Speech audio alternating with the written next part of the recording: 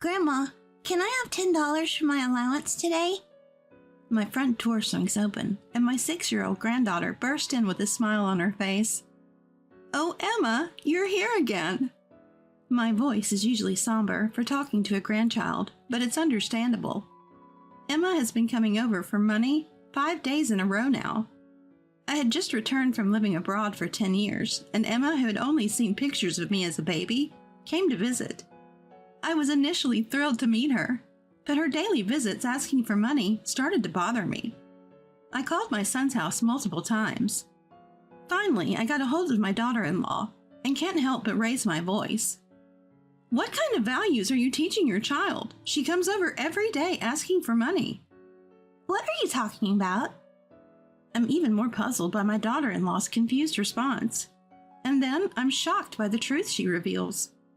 I moved abroad when I was 50 due to my husband's job.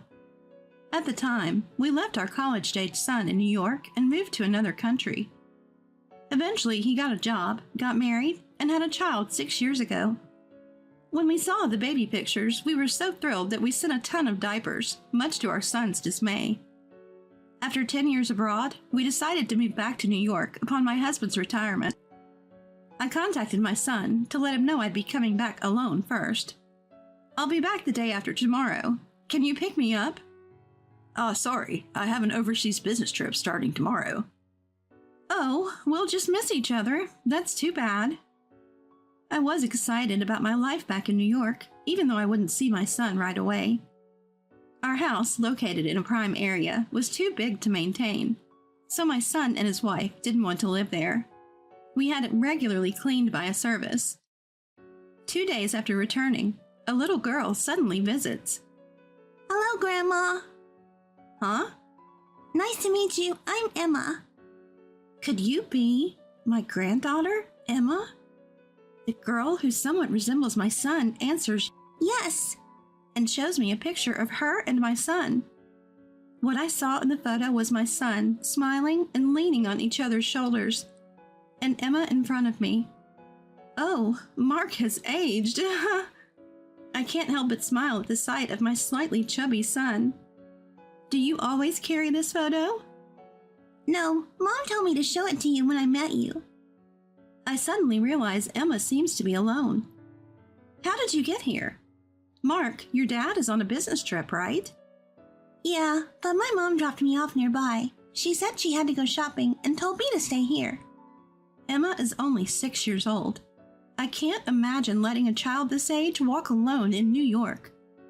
But looking at my innocent granddaughter's face, I can't help but smile. Do you want a snack, Emma? Yeah, yay! I give her some snacks and juice, and she happily munches away. We spend the afternoon playing puzzles, and before I know it, it's evening. I'm preparing some cookies to send her home with when I hear, "Bye, Grandma," and she's gone in a flash. I try to follow her, but she's already out of sight, and I don't have my daughter-in-law's phone number. I call their home that night, but no one answers. I'm worried, but the next day Emma shows up again. Geez, Grandma, you had me worried. Why did you leave so suddenly? Mom came to pick me up nearby, so it's all good. Looking at my cheerful granddaughter, I wonder if I'm just being overprotective. Emma spent the day at my house again and left on her own, saying, "Mom is waiting for me nearby." I call home, but my daughter-in-law doesn't answer. Yet Emma keeps showing up every day. After this happens for 2 days, I start to find it suspicious. Then Emma says something unexpected. "Grandma, I want an allowance." An allowance? Yeah, give me $5. I'm surprised by the sudden request, but I think maybe it's a child's privilege to ask for money so straightforwardly. So I hand her $5 with a smile. However, from that day on, Emma starts asking for money every time she opens her mouth. And the amount she asks for keeps increasing. $10, $20, day by day. Do you want to buy something? If so, I can buy it for you. No, I just want the money. I want to give it to her, but I can't just hand it over without reason. Why do you want the money? I just want it. But you shouldn't just take money from people. Why not? You're rich, right? Mom told me you have lots of money, so I can get as much allowance as I want. What? Mom said that. Emma repeats, "Give it to me," with sparkling eyes. One day, when I firmly said no, I found some bills missing from my wallet. I wanted to call Mark, but unfortunately he's still on an overseas business trip. After calling my son's house several times, my daughter-in-law finally answers. "Oh, mother-in-law, long time no see. Sorry, I heard you were back, but things have been hectic." I don't care about that. What are you teaching your child? Emma comes over every day asking for money. Emma, what are you talking about? When I confront her saying, "Don't pretend you don't know," she replies with unexpected words. Emma can't go to your house." What are you talking about? She's here right now. My daughter is in the hospital. What? According to my daughter-in-law, Emma has been frail since birth and has been in and out of hospitals. The reason I only received baby pictures while I was abroad was that they didn't want to worry me with her frail appearance. The reason I couldn't reach my daughter-in-law was that she was at the hospital where Emma was admitted. After she hung up saying, "I have to go to the hospital now," I was stunned for a while. Who is this Emma who came to my house today? Calling me Grandma and carrying a photo of her and Mark? Emma, will you answer Grandma's question? Yeah, sure. What? What's your dad's name? Mark. And your mom's name? Betty. I frown at this point. The name of the dad is correct, but my daughter-in-law's name is Jennifer. I asked a few more questions, and there are slight discrepancies in all her answers. Is Mom coming to pick you up today, Emma? Yeah. I see. By this time, I had already made up my mind. In the evening, as Emma leaves my house alone as usual, I quietly follow her. After walking for a while, Emma enters a nearby park and runs toward a young woman waiting there. The woman at the park is a complete stranger, not my daughter-in-law, and I don't recognize her face. I hurriedly approach the two as they try to leave the park. "Excuse me, are you this child's mom?" "Yes, so?" "Who are you?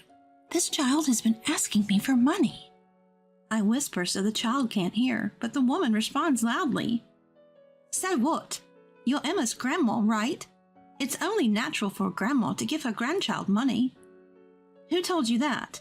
Mark?" "Who else would it be?" I question the smirking woman and find out she's my son's mistress, and Emma is his secret child. He even gave this secret child the same name as his daughter. What is Mark thinking? My real granddaughter is in the hospital, and my daughter-in-law is by her side. And Mark took advantage of this to have an affair and even father a child. I feel dizzy from the shock.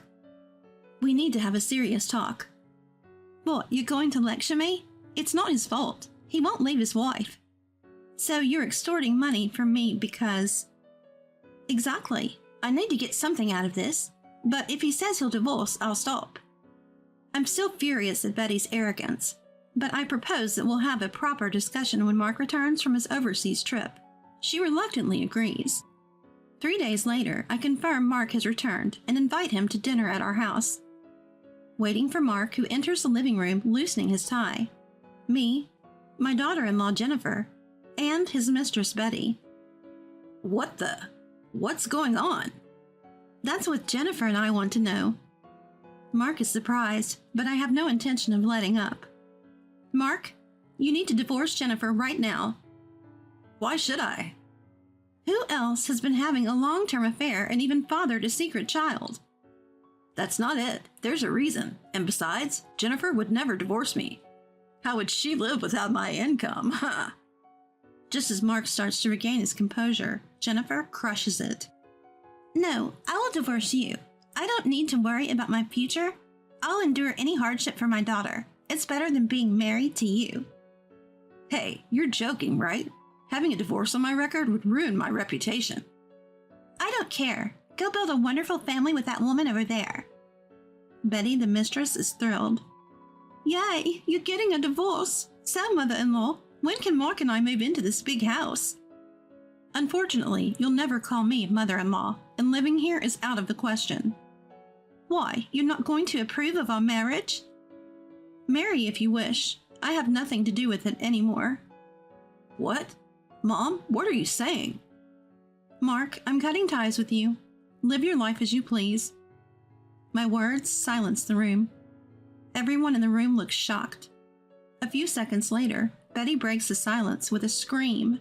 Ah! What? You've got to be kidding. What's so appealing about Mark if he's not your son, you rich old lady? What did you just say? I was with him because your parents are rich. Otherwise, why would I have a relationship with a married man? I even had a child thinking it would get me more money. It seems my son chose a terrible woman to have an affair with. Mark's face turns from pale blue to ghostly white. I thought you were a rich old lady coming back from overseas, and now this? This is a joke. I'll sue you for damages.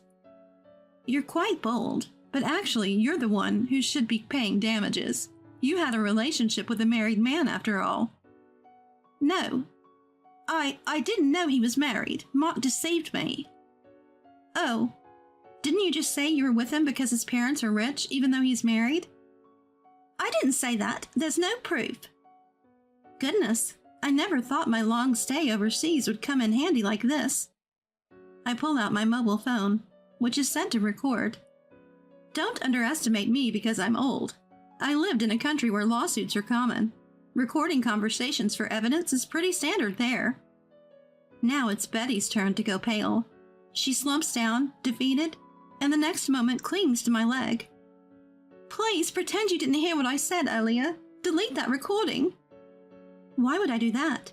Just pay what you owe. I can't. How much are these damages? I don't have that kind of money. Betty turns to Jennifer, pleading for forgiveness, but Jennifer quietly shakes her head. Afterwards, Jennifer divorces Mark and claims $30,000 in damages from both him and Betty. Mark also ends up paying $1,000 a month for both Emma's child support. Having been cut off by me, he loses his spirit, makes mistakes at work.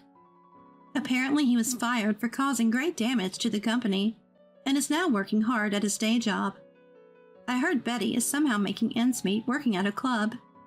As for me, I decide to live overseas again. After discussing it with my husband, we decide to take my former daughter-in-law Jennifer and Emma with us. With cutting-edge treatment and perhaps the foreign air agreeing with her, Emma's health gradually improves, and she's now running around parks full of energy. I get to watch my beloved granddaughter grow up by my side, and I'm living happily ever after.